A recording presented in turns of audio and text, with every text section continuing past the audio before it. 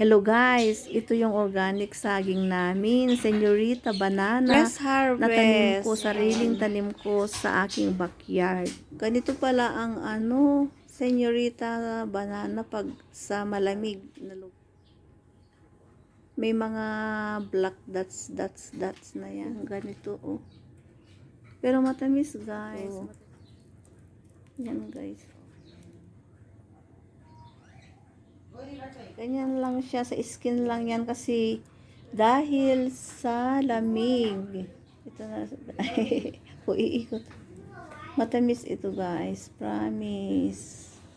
Ako rin noon nung first time na akala ko hindi siya matamis, pero matamis siya, yummy. Yummy Señorita saging.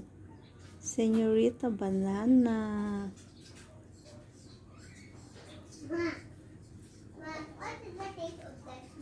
Wow, yummy. Yummy guys, matamis.